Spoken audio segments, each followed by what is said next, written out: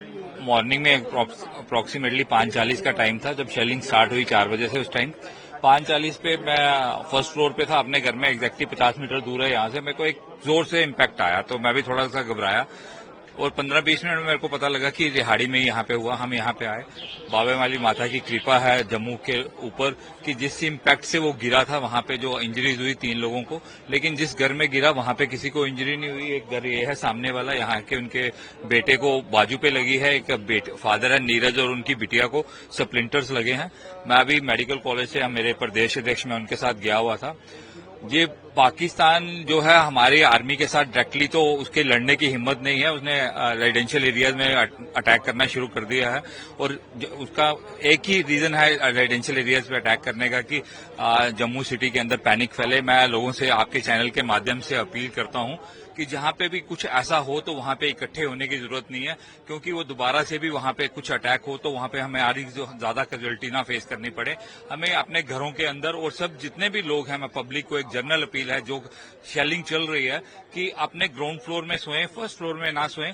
पाकिस्तान को तो मुंह तोड़ जवाब दिया जाएगा क्योंकि उसने रिटेलिएट किया है कि जब उसके 3 एयरपोर्ट जब इंडियन आर्मी ने उड़ा दिए हैं, उन्होंने हमारा जो मकसद है हम उनके सोर्सेज को खत्म कर रहे हैं, लेकिन वो हमारी आर्मी के साथ डायरेक्टली नहीं लड़ पाने के कारण वो हमारे रिहायशी इलाकों में अटैक कर रहे हैं जिससे हमारे लोगों को नुकसान पहुंचे।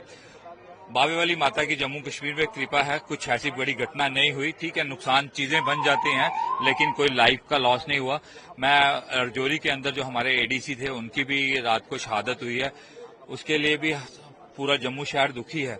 अगर ऐसी थोड़ा सा हमें चिंता करनी पड़ेगी लोगों को कि रात के टाइम या जो भी शेलिंग के टाइम हम ग्राउंड फ्लोर में रहें और आगे पीछे अपना ध्यान रखें। यहाँ 650 पर बोल रहे हैं ये ब्लास्ट हुआ है, तो हम जहाँ पर हमारी टीम आई तो हमें यहाँ पर कोई नुकसान तो नहीं है, कैजुअलिटी कोई नहीं हुआ है। बाकी ऐसे भी कोई नुकसान नहीं हुआ, थोड़ा सा बिल्डिंग को छर्रे वगैरह लगे हैं, बाकी यहाँ पर कोई नुकसान नहीं हुआ।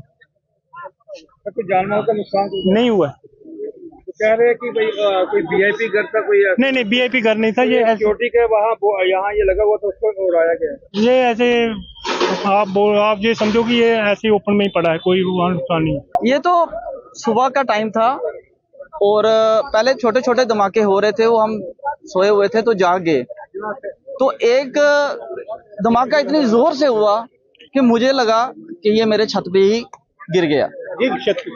लेकिन ये छत है, ये सेक्टर नंबर 1 रूपनगर मकान नंबर 1, ये पुराना मकान है, ये जिनका मकान है ये बेच के चले गए हैं। और ये आप शंभू मंदिर का मेन द्वार है, तो यहाँ पे श्रद्धालु सुबह सुबह जाते हैं, लेकिन सायरन बज चुका था, लोग अलर्ट हो चुके थे, तो उस वजह से पब्लिक यहाँ पे इतनी नहीं थी। लेकिन मकान रहता तो नहीं था इस मकान में? ना, ये मकान यहाँ पे रहता कोई नहीं था, जिनका मकान था वो बेच के वो चले गए। नुकसान हो गया ये को 5:45 नुकसान हुआ ये हमारा। कायराना हरकत की है उसने, आम आदमी में कर रहा है, क्या मोहम्मदन है क्या हिंदू है, सब पे कर रहा है, क्या सरदार है, सब पे कर रहा है। ये सब जख्मी हो गए, इधर देखो 5-6 आदमी इधर जख्मी, हमारे भाई जख्मी हो गए सारे। अंदर थे, हम सोए हुए थे अभी। हाँ जी पता बस धमाका हुआ है, शीशे टूट गए सारे, सब नीचे आ गए, सारा लेंटर टूट गया हमारा। यो देखो उधर जाके गाड़ियां हमारी टूट गई सारी, ये देखो सब गाड़ियां टूट गई हैं। Thank you sir. हम 3:30 बजे उठे थे, 3:30 बजे उठे तो देखा हमने नीचे से इधर से कोई बम आया, बहुत बड़ा बम आया। जब उठा तो मैंने, मेरे कपड़े भी भर गए, सब कुछ भर गया। मैं आगे बीमार बंदा हूँ, देखा तो कुछ नहीं सर, देखा तो मैं हम पूरे मोहल्ले में जगाया, इनको सभी को फोन फान किया तो ये उठ के बेचारे आगे सामने सर। ऐसा धुआं था लेकिन अभी भी बीच में घुसा है, पता नहीं क्या अंदर है कि नहीं है सर। आप खुद दिखा दो भाई क्या चक्कर क्या नहीं। तो लगता है ये दीवार थी तो उससे आप बच गए सर। बस कितनी आवाज आई थी? सर बहुत जोर से आवाज आई। ये गिरा है, बहुत जोर से आवाज आई। मैंने सोचा कि ये पता नहीं कोई हमारे ऊपर गिर गया है, जब देखा बहुत धुआं और मिट्टी मुट्टी फैलाई थी। अच्छा।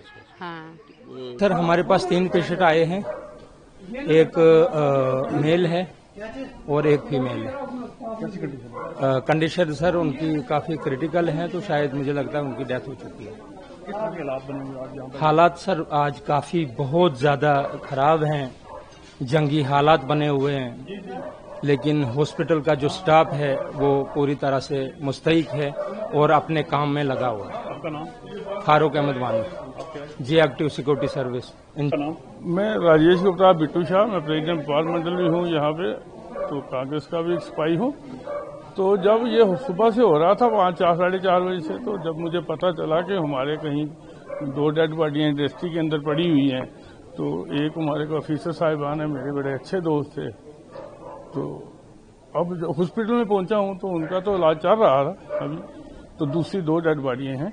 तो डॉक्टर सारे सीएमओ वगैरह ऑफिसर जितने भी हैं लगे हुए हैं। तो मैं अपनी पब्लिक से ये अपील करूंगा, इस टाइम घर से बाहर ना निकलें। इस टाइम भी चाहे वो 9 बजे का टाइम हो चुका है, मेरे ख्याल में 7:30 बज रहे हैं, तो अभी भी फायरिंग जो है बाहर से आ रही है, शल चल रहे हैं। तो मैं अपने सब लोगों से अपील करूंगा कि घर से बाहर मत निकलें, पैनिक मत फैलाएं। जो हो रहा है वो ऊपर वाले की मर्जी से ही होगा, तो इसलिए हमें घबराने की जरूरत नहीं है, घर से बाहर नहीं निकलना।